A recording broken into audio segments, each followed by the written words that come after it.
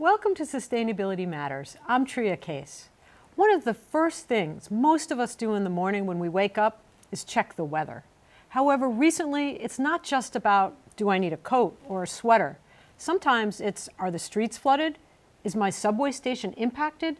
Is the air breathable? We've had to think about weather in ways we never had to before.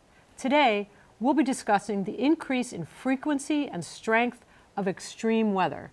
First, here's Andrew Falzone with an overview.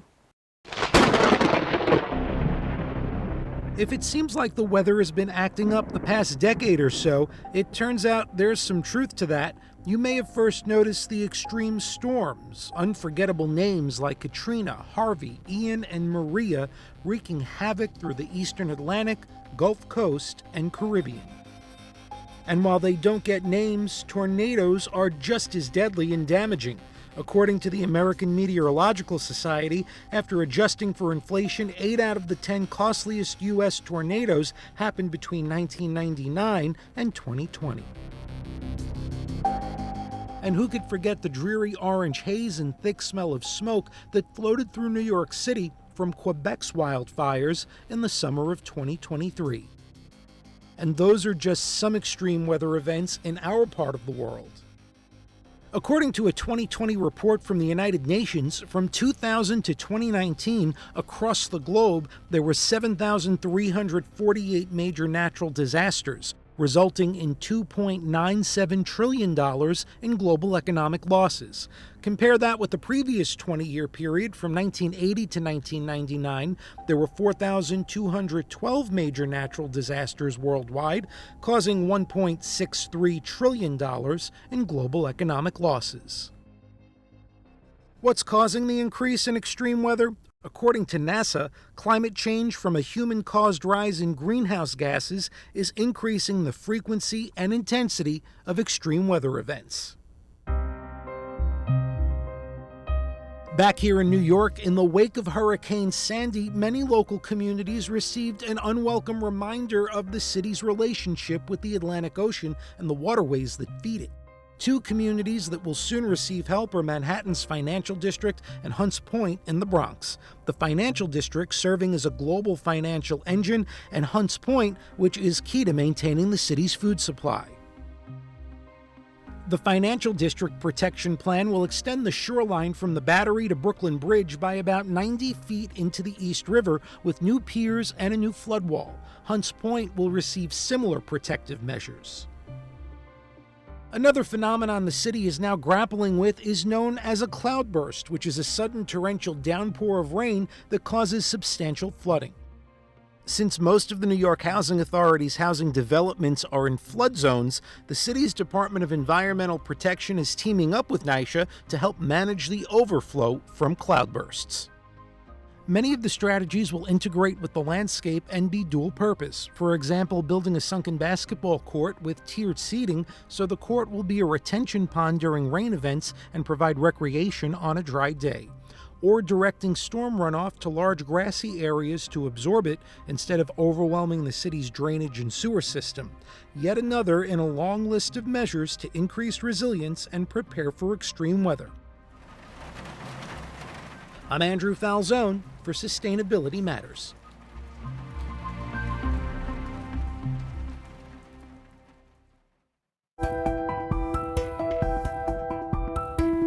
Thank you, Andrew. And to help us understand the environmental impacts of extreme weather, we have Professor Jimmy Booth, an atmospheric scientist whose research focuses on hazardous weather, and Rebecca Bratspies, a professor at the CUNY Law School and the director of the Center for Urban Environmental Reform.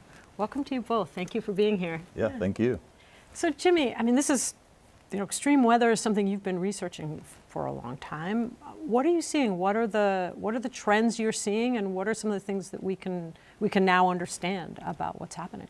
In the last more than 10 years, heat waves have become hotter, and for a fixed temperature that's unhealthy for human beings, more frequent.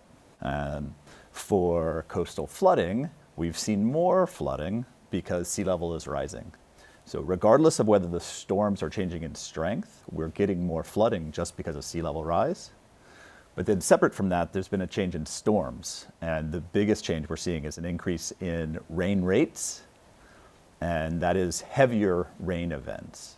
Are we able to see what's coming our way any earlier than we used to? Are we getting better at understanding not only sort of what's coming, but where is it coming? How is it going to impact us? Yeah, so there we can think about it in terms of a really short-term forecast, which would be less than 3-day forecast. And those were improving dramatically over the past 30 years. So now a 1-day forecast, we have pretty good sense of if it's going to be an extreme event, the general area is going to come. And then if you say, well, what about on climate timescales? So then you're saying what's going to happen 10, 20 years from now? There we can talk pretty confidently about things like heat waves and general statistics of precipitation. But we can't tell you details like this particular year will have more rain events than another. We just know there'll be more. Yeah, so it's like a big picture. Yes, if you average over the next 10 years, there'll be more than the previous.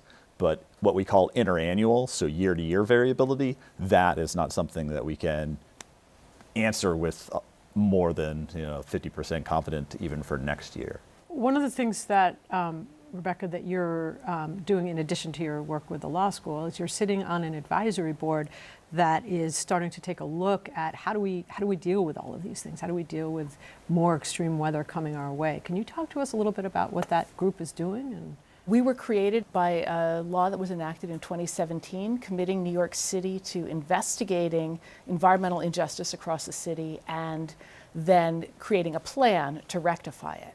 So the advisory board's role is to make sure that the city is hearing from the communities on the front lines facing the heat and the flooding that we were just hearing about, and that their needs and concerns are incorporated into both the report the city is producing and the ultimate plan that will emerge from that. We actually spoke with a few students who had some questions, so we wanted to take a moment and have you respond to their questions. Why don't we turn to a few student questions now? Hi, my name is Amber Cain. I'm a junior at Brooklyn College. One question I would like to ask New York City is, what are they doing to protect low-income areas from extreme weather conditions such as heat waves, floods, and storms? One of the really exciting mitigation strategies we're seeing is the daylighting of Tibbetts Stream in the Bronx, which is a plan to undo some of the altered landscape to restore some kind of natural function to the water flow into the Harlem River. And the flooding on the Major Deegan is directly related to the way that hardscape has been built and water has been forced into channels that doesn't necessarily want to be in. And changing our architecture to respect the fact that there are forces on this planet that we can't channel with concrete can really make a big difference. Jimmy, do you want to take a shot at that? For the heat extremes, there's clear paths in terms of people who are most vulnerable, needing either cooling centers nearby or working air conditioning. And then for extreme precipitation events, in Staten Island, they've created what's called a blueway. You're choosing a place where you know water could flow, and you're choosing to allow that to be some sort of estuary or just a place where water can pool. And they've already seen results there. Rebecca, you actually wrote a paper a few years back that was entitled How to Change the Story to Save Our World, Is It Too Late? Do you want to talk about that a little bit? Is it too late? No. Well, I wrote that during the Trump administration when climate denial was official US policy. And, too late is a relative term. If we had not rejected the Kyoto Protocol in the 1990s during the Bush administration, we would be better off. If we had responded to the 1.5 report that the IPCC released in 2018, I think, we'd be better off. But you know what? Today is way better than tomorrow, and it's a whole lot better than next year. There's a lot we can do today to change the trajectory, to protect people, to protect vulnerable places. New York is shutting down its fossil fuel peaker plants in the city and replacing it with renewable energy, battery storage, solar, and wind. And that's going to make a big difference for low-income communities, communities of color that are historically overburdened with polluting infrastructure, because not only will it provide affordable energy, particularly if we're talking about distributed solar, where the communities have a stake in it and get some benefits, but also the reduction in pollution is going to dramatically improve health in those communities, which will in turn reduce their vulnerability to heat, because people who have COPD, people who have heart conditions, pulmonary conditions, diabetes, asthma, are more vulnerable to heat, and those diseases are intimately related to pollution exposure. Let's take a second student question who I think is sort of getting at some of what we just talked about. Hello, my name is Lisa Purches, and I am a CUNY SPS student finishing my degree in communication and media. I recycle, I ride my bike and walk when I can, I purchase products selectively, I'm very cautious about my water and electricity usage when I'm at home, but I really want to know, how else can I help combat climate change in my daily life? Oh, I have a lot of thoughts about that. The reason that we have all of the positive initiatives that we've been talking about is because of pressure coming from communities. The most important thing that anyone can do is vote, and vote for people who care about this, who care about communities, who care about climate change, and get involved in your community, raise your voice. Collective power has been what is changing New York City in terms of recognizing the inequities in environmental both goods and bads across the city, and in directing resources to resolving those inequities. I would say educating yourself about how climate change relates to weather hazards is also useful. Understanding general details of climate change and then sharing that with others, especially if we think about what a CUNY student means and who they have access to. At the most basic level, I think there's still uncertainty about what we know for sure. And what we know for sure is that human beings have caused the warming that we've seen. And separate from that, be careful not to attribute extreme events always to climate change, because it is the case that the biggest rain event ever for New York City occurred in the 1800s still. And so sometimes really extreme events can occur. The difference is that now we're seeing them much more frequently. Having a sense of these sorts of things just makes it a little easier when you're interacting with folks who are hesitant to act on it. On the flip side of it, I think we want to be careful that we don't want to be the fun police, and we don't want to insist that we're doing only things that are individualized. Yeah. Because it is the case that on the larger scope of things, voting, and then also decisions you make with your wallet can lead to larger scale changes in how not just New York City, but Amazon thinks about and responds to these types of things. I would also add, know your rights. New York in 2021 amended its constitution to add a right to clean air, clean water, and a healthful environment to the Bill of Rights. Article 1, Section 19 of our state constitution guarantees you those rights. Know that you have those rights, that you don't have to accept, well, this is the way it's always been, nobody cares about our community. Right? You can use the rights that you have under the Constitution and the rights under a whole host of laws that New York has adopted over the past decade to advocate for change on the local level, on the state level, and hopefully that will build to national and global change. Yeah, I think it's hard to remember that each individual's action can take us to these extreme events and all these things that are coming our way. So, Rebecca, you co-wrote a comic book through your center. Can you talk to us a little bit about that and how you're using it to educate? We write environmental justice comic books that are used in schools here in New York City as well as across the country as part of a justice curriculum that partners with maybe history, maybe science, maybe art, any of the classes, and the students learn alongside the main character, who's a teenager, who's organizing her community to ward off yet another locally undesirable land use. That's a phrase for things like waste transfer stations and power plants and things that bring a lot of pollution into the community.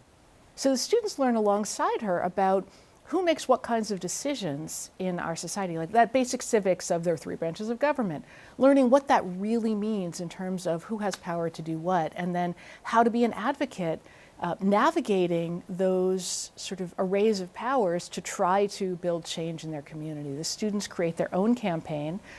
We've advocated about subway noise, about bus idling, about, let's see what else, waste, litter, whatever the students pick as the environmental justice issue that concerns them the most in their neighborhood. And then they create a campaign trying to figure out who has power over part of that problem and what kind of an argument might persuade them to exercise that power to change something.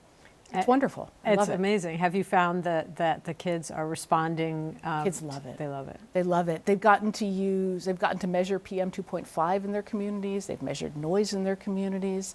I should add that EPA just awarded the Center for Urban Environmental Reform that I run its 2023 Clean Air Act Award for Excellence in Education for these comic books. And they are freely available online for any nonprofit or educational use. You can download them for free. Fantastic. That's great. It is so hard to get folks involved, students involved in understanding how they can make a difference. So congratulations on that. Jimmy, in terms of what you're doing, could you talk a little bit about how you're engaging students in your research and the work that you're undertaking? Oh yeah, sure. So the projects that I have that are related to New York City weather get students' attention pretty easily. It's something they're living through. And we have summer programs where high schoolers can come to City College and do research within the group. And then my group consists of undergraduate students and graduate students. And we have a focus on extreme precipitation events, understanding what physical processes in the atmosphere create the events, but then also what happens in terms of the water when it gets onto the ground. And for me, I think the big thing is, what are students going to do when they're finished? And training them in statistics gives them a really robust skill set for going on and working on things.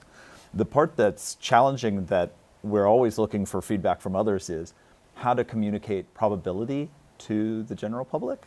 And so this is something that I try and chat with people about anytime I meet up. Again, amazing to be able to engage students in thinking about how they can make an impact and understand what our future is going to be. Our producer, Mike Gilliam, met with Ricardo Toledo-Crow from the CUNY Remote Sensing Earth Systems Institute. The Institute has been installing a variety of remote sensors across the urban landscape to monitor floods and play a crucial role in mitigating their impacts. Here's Mike Gilliam. When strong storms hit the area, the consequences can be tragic, leading to death and huge amounts of property loss. But the city has a new weapon in its arsenal that can help protect New Yorkers from flooding. It's called FloodNet. Ricardo Toledo-Crow is the director of the CUNY ASRC's Next Generation Environmental Sensor Lab. FloodNet we call it a consortium. It's a group of researchers and city agencies and community members that we came together a few years ago with the intent of monitoring the floods in the city. FloodNet relies on sensors like this, and it includes people from CUNY's Advanced Science Research Center, the Science and Resilience Institute at Jamaica Bay, led by Brooklyn College, the NYU Tandon School of Engineering, and the Mayor's Office of Climate and Environmental Justice. We can monitor to the minute how floods are progressing. We can see when they start. We can see the rate of increase of the flood, which is very important to know how it's going to affect areas. The sensors are small and relatively inexpensive, costing about $250 each. They're powered by a small solar panel, so they're completely off the grid. Some look like this, and others are encased in a tube to ensure accurate readings. The sensors use ultrasound to measure the depth of the water by sending sound waves down to the surface, which are then bounced back to the device. As soon as the flood starts, it will start measuring how that flood progresses, how the depth of the flood increases. And it will be reporting this every minute or so. The information gathered by the sensors is then transmitted by radio back to the lab. There it's analyzed and put up on the FloodNet website. So this system, our network, will be able to report to us that there is a flood starting, and then this can be relayed to the city to either issue a warning or have some kind of signage saying this road is flooding, do not enter, or physically close access to that road. The information is also available to the public on what they call their dashboard on their website. Right now, they have about 30 sensors across the 5 boroughs and hope to grow the system more than tenfold to some 500 sensors with funding they're getting from the city. Toledo-Crow says the system could be duplicated in areas along the eastern seaboard that might be prone to flooding. He's hopeful that it could also serve as an early warning system that might help avert tragedies like the 11 people who drowned in basement apartments during flooding from Hurricane Ida. This system can definitely lead to early warnings. There's going to be a flood, it's time to get out.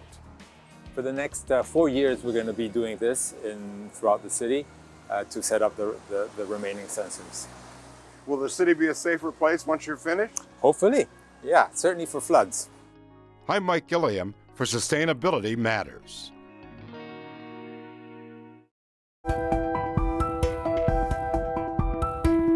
Thank you, Mike. So, do you have any other thoughts about how we should be thinking in terms of the future, in terms of our mitigation strategies? Well, in New York, we have designed so much of our infrastructure around the idea that what we need to prioritize is moving individuals in their own personal cars throughout the city at rapid speeds. And that has led us to so much concrete, so many roads, and so much congestion. The justification for almost every single one of those roads and bridges, the Major Deegan, the Holland Tunnel, the Bruckner Expressway, it was all about alleviating congestion. And guess what? All it did was create more congestion. We need to think differently. We need to think about how do we as a city move? How do we move people? How do we move in a fashion that is sustainable? Because sustainability matters, and what we have now is not sustainable. There's been an ad campaign that you've probably seen about what would the world look like if there weren't any fossil fuel usages. And I think that that's an okay point to make. And we need to understand that moving forward, we're not flipping a switch. And instead, we're making an effort collectively. Because if we don't make the effort, it's just going to get worse, and eventually we'll have to. And we're going to run out of fossil fuels no matter what. For me, that side of it is kind of silly. It's like, are we in a race to run out of them? Not everybody needs to do all of the things that make them greener, but they can do some of them, right? There's this just a general sense of like, well, we don't have any hope, that the climate is just changing too much.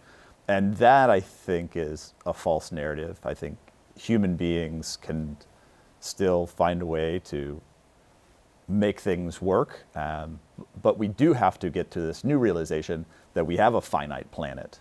We have a finite resources planet, I should say. Is there a realm where economics can be good without always being growing? And I think there is. There's a whole theory of degrowth, right, that offers paths forward. And it's also important to remember that we already have the technology that we need to solve these problems. What we need is the political will to solve these problems. And that is up to the students that we heard from. That is up to the people who are listening, because we have the capacity to have a livable world and to protect the most vulnerable. We just have to do it. There's a lot of work to be done, and I want to thank both of you for all the work that you're doing, for helping to bring more students and people into this field, and for telling them and teaching them how to make a difference. Thank you. Thank you so much for coming here, and I'm sure we'll be talking again. Well, thank you for having me. Yeah, thank you for having me. I enjoyed it.